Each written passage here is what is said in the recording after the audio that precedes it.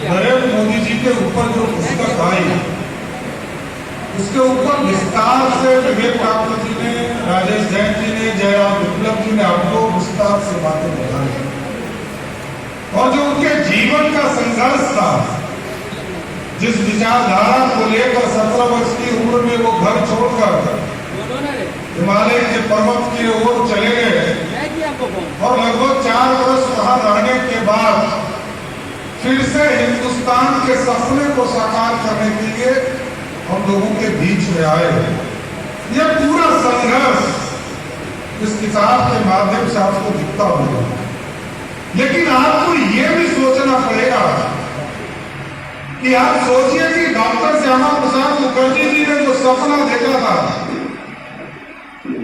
इसको सपने को साकार करने में कई लोग सोचते थे। मैं तो कई लंबे समय से 27 साल से बिहार की राजनीति में हूं और लंबे समय से मैं देख रहा हूं भाजपा के कार्यकर्ता जो तारापुर में बीएल राज जी लड़े तो 90 के चुनाव और तब से मैं चीजों को देख रहा हूं कि लोग कई तरह के नारा उठाते थे। नहीं चलेगा दो विधान, नहीं चलेगा दो किसान, नहीं चलेगा दो प्रधान। और इस पूरी व्यवस्था को बदलने में नरेंद्र मोदी जी की जो पुस्तक है, इसमें आपको पूरा विस्तार से चीजें बताई गई है। जो 370 का सपना है, कब देखे थे आप? 1952 में ना, 1952 से लोग सपना देख रहा था कि कोई व्यक्ति, कोई भाजपा का व्यक्ति आए और 370 समाप्त करेंगे। समाप्त नहीं हो पा रहा था। अटल जी के विजू को लोगों ने देखा, पंडित दीनदयाल उपाध्याय जी के भी समय को लोगों ने देखा, लेकिन जब अटल जी का राज आया तब एक गठबंधन की सरकार इस देश में चल रही थी। कॉमन मिनिमम प्रोग्राम चलाना पड़ता था, लेकिन नरेंद्र मोदी जी ने जब पूरी सत्ता की संरचना की, याद कीजिए अटल बिहारी वाजपेयी जी ने 1996 में लोकसभा में इस्तीफा देते हुए कहा था कि हम आज जो लोग हम पे हंस रहे हैं, एक दिन आएगा जब उन पर लोग हंसना शुरू करेंगे। वो दिन आ गया साथियों, ये हमारे नेताओं ने भविष्यवाणी किया था और यही सब किताबों में उन चीजों को विस्तार से आपके लिए लाया गया।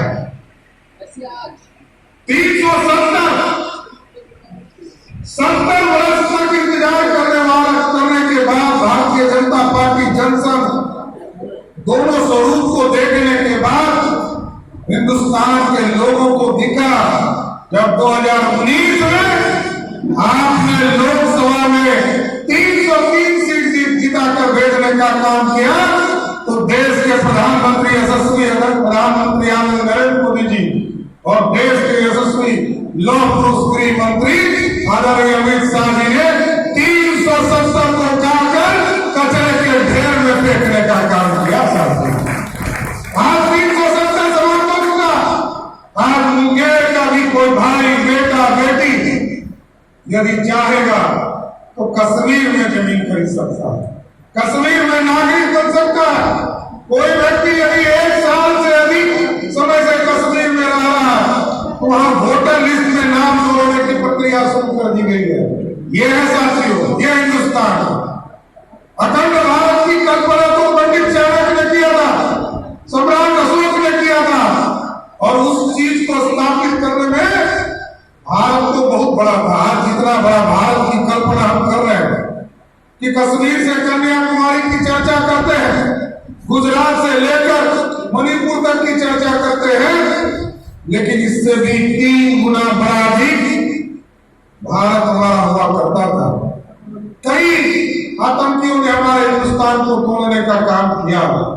जब 47 में आजादी मिली और 1950 में संविधान सभा के माध्यम से 370 को अस्थायी तौर पर जोड़ा गया। अस्थायी को हटाने में हम लोगों को लगभग 75 वर्ष का इंतजार करना पड़ा। आप सोचिए, ये कल्पना था। पंडित दीनदयाल उपाध्याय जी हम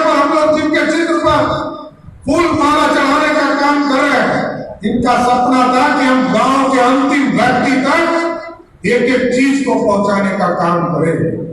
आज अंत्योदय की कल्पना अटल बिहारी वाजपेयी ने शुरुआत किया और आज इसको गांव तक कौन पहुंचा रहा है? यही नरेंद्र मोदी जी की किताब बता रही है कि हम अंत्योदय योजना के माध्यम से जो गरीबों को, इस देश के लगभग 80 करोड़ लोगों को मुफ्त अनाज, कोरोना जैसे भीषण संकट में जब दुनिया बर्बाद हो गई, अमेरिका की स्थिति आप देखो, जो विस्तार से विवेक जी ने कहा, इसलिए मैं उसको बहुत विस्तार से नहीं जा रहा, लेकिन दुनिया की स्थिति आपने देखी। दुनिया में कोई देश नहीं बचा जो कोरोना की स्थिति को देखते हुए पूरी तरह चरमरा गया, लेकिन भारत बच गया।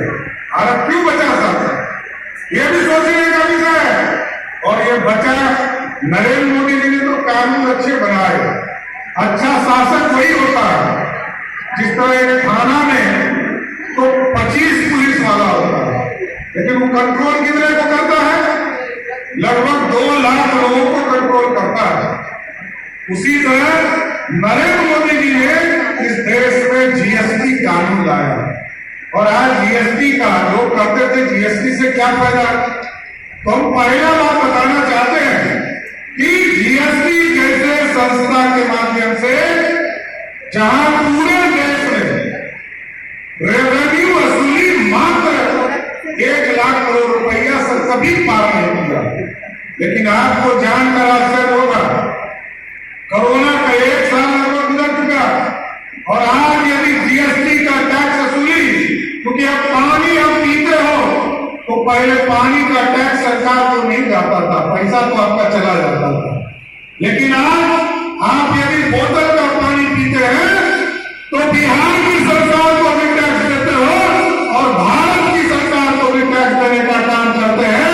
ये कानून बनाकर स्थापित किया गया साथियों, और आज हम बड़ा गर्व से कह सकते हैं कि बिहार जैसे प्रदेश को 2,37,000 करोड़ का बजट है साथियों, और 2,37,000 करोड़ के बजट में 90 से 95,000 करोड़ किया भारत सरकार सीधे टैक्स के तौर पर बिहार को देती है, चाहे वो जीएसटी के माध्यम से, चाहे वो इनकम टैक्स के माध्यम से देने का कार्य करती है।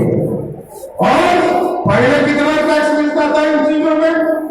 मात्र 38,000 करोड़ रुपए, मतलब दुगना। हम बिहार को दुगना पैसा दे रहे हैं और इसके साथ बिहार को ग्रांट, जो पंचायती राज में मुखिया लोग खर्चा करते हैं, नगर निकाय में खर्चा करते हैं, आपदा जब आपके बिहार में आता है इसके लिए लगभग 12,000 करोड़ रुपया दिया जाता है शासन कि आप आपदा में चीजों को स्थापित कीजिए, तो ऐसा ग्रांट लगभग 60,000 करोड़ रुपया बिहार को दिया जाता है। लेकिन बिहार में अब जो सरकार है, 74 वाले लड़के के खिलाफ भी बोलना पड़ेगा क्या?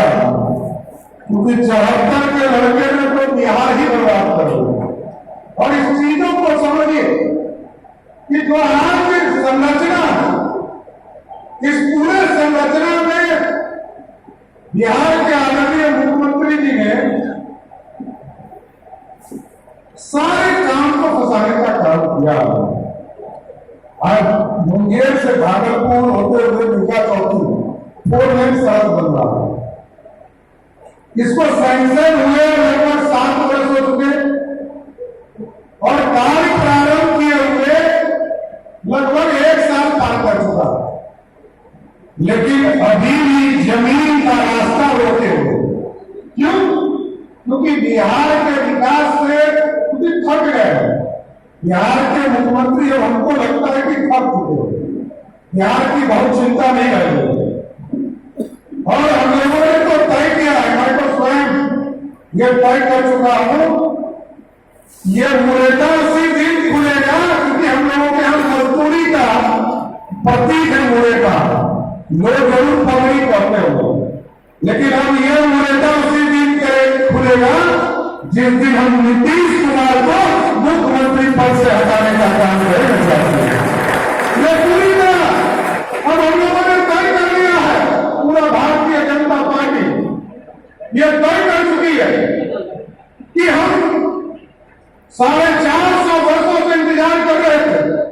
कि कोई भगत आए, जिस तरह मां गंगा को धरती को उतारने का काम किया भगत ने, उसी तरह कोई तो आए जो प्रभु श्री राम इसी तरह टेंट में पिछले 400 वर्षों से इंतजार कर रहे थे। और जब चुनाव होता था तो भाजपा वाले लोगों से पूछा जाता था, लोकसभा का चुनाव 19 में हम लोग जाते थे तो लोग पूछते थे, अरे राम मंदिर कब बनेगा, तारीख को बताइए। आपको घोषणा पत्र में हम लोग कहते थे, लेकिन लोग पूछते थे तारीख बताइए। तो हम आपको बताना चाहते हैं साथियों, आज मुंगेर की धरती पर ये बताने आए हैं और नरेंद्र मोदी जी ने जो अपने किताब के माध्यम से चीजों को स्थापित करने का पूरी टीम ने किया है, तब मंदिर का भी तारीख तय हो गया। 14 जनवरी जो साधु संतों ने तय किया है, 14 जनवरी 2024 को हमारा भव्य राम मंदिर में प्रभु श्री राम को स्थापित करने का काम किया जाएगा। इसलिए बड़ा स्पष्ट है, हमारा नीति और सिद्धांत भी स्पष्ट है। हम जनता के कल्याण के लिए आते हैं और जनता के कल्याण के साथ जो हमारे यहाँ मुद्दे फंसे हैं उसको भी निष्पादित करने का काम करते हैं। हम फंसाते नहीं है। अटकाना, फंसाना और भटकाना ये भाजपा के नेतृत्व का काम है। भाजपा का नेतृत्व का काम है सब चीजों का